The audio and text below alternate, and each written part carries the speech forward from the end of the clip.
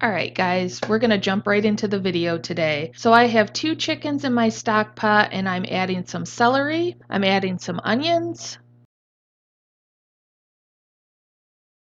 and I'm also adding the nose of one snowman.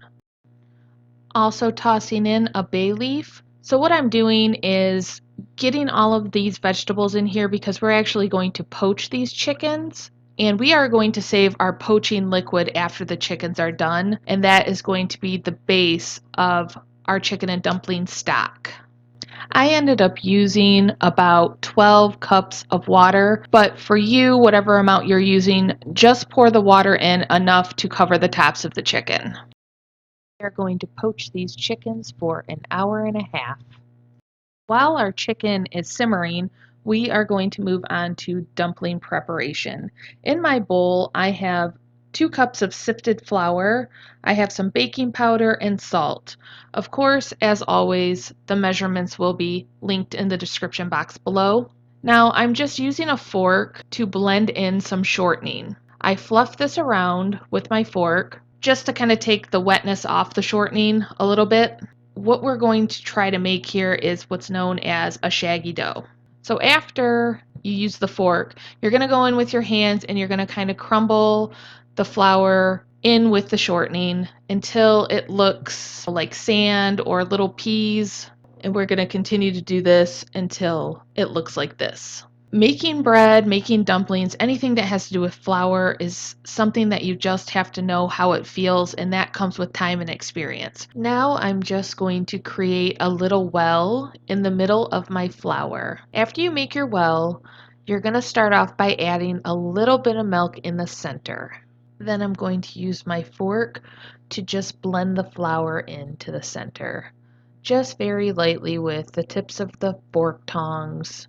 Stirring it around until you get these little clumps. This is looking just a little bit dry for me. I'm going to clean off my fork and I'm going to add another splash of milk. Make sure you're scraping the bottom of the bowl too. There's flour down there that's not incorporated. Another little bit more milk. This dough should be soft, but it should not be sticky. This is looking good right about here after this last little addition of milk. After you're done mixing it around with the fork, you're just going to have to use your hands to go in and form the ball of dough. Just swish it around a little bit, and after you get it into a ball, you're just going to turn that out onto a floured countertop. So here's the ball on the flour countertop, and I'm just lightly pressing it down. This dough is very soft. I'm ensuring that it is not sticking to the countertop. Now I'm just turning it into a ball and patting it down. That looks good. I'm going to go ahead and sprinkle a little flour on the top of the dough, and I'm going to use my rolling pin and I'm just going to gently push it out from the sides. And I'm going to turn it every so often to ensure that it is not sticking to my countertop. You can really just see how tender this dough is. It does not require a lot of pressure. Just gently rolling it until you get it to where you like. I personally am going to make mine maybe about a 1/4 inch thick, and after you get it to where you want it, I'm going to come in with my pizza cutter and I'm going to start off by cutting strips. You don't have to use a pizza cutter. I prefer to. It just makes it fast and efficient, but you can use a knife or really anything. Honestly, you could probably just tear this dough into pieces and drop it into the boiling liquid. And then I'm going to come along and go this way, creating some squares. This is homemade. It does not have to be perfect. Once it's sitting in somebody's bowl and they're digging into it, they are not going to care if your dumplings are even. So after we finish cutting the last of our squares, we're just going to dust the top of them with a little flour. Just gather your dumplings and drop them into a bowl and set the bowl aside.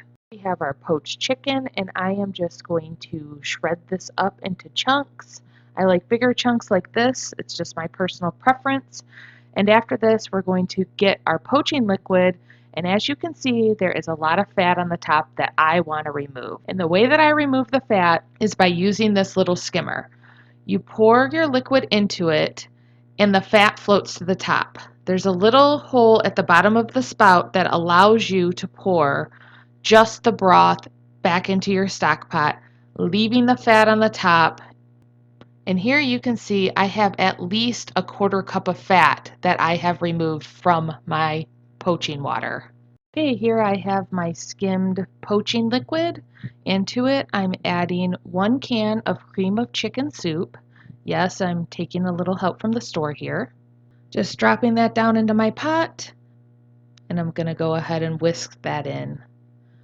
I want to make sure that it's whisked into the liquid and that there is no lumps before I add our next addition.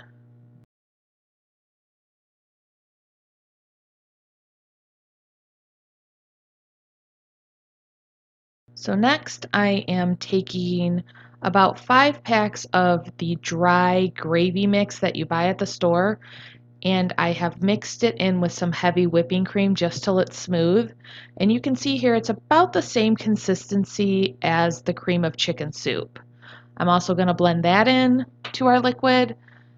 And mixing the gravy packets with the heavy whipping cream helps to ensure that we're not going to get any lumps in our final product. Once I'm done whisking this, I'm going to add some celery, carrots, and onion. If your family doesn't like this mix of vegetables or you don't want to add vegetables, you don't have to. I just prefer it. I like celery, carrots, and onions. I like the taste that it brings, and it adds a little bit more body to the meal. Once I have those whisked in, I'm just going to go ahead and bring this up to a boil. So once it's boiling, this is the time that we would drop our dumplings in. When it looks like that, it's time for dumplings. So here it is, guys. We've got it pulled off of the stove. It's still warm. You can see the steam coming off of it. Nice and creamy, smooth. You're going to want to taste for seasoning here, and then you're going to want to mix in the poached chicken.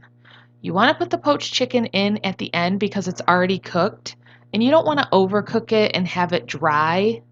This is the way I prefer to do it. So I just add it and keep stirring it in until I have all of our chicken mixed in. And here it is, guys. I'm just ladling this into my slow cooker because I'm actually bringing this to work for a potluck tomorrow. And here it is, guys. This is it. The money shot. Thank you so much for watching. I really do appreciate it. Please comment, like, and subscribe.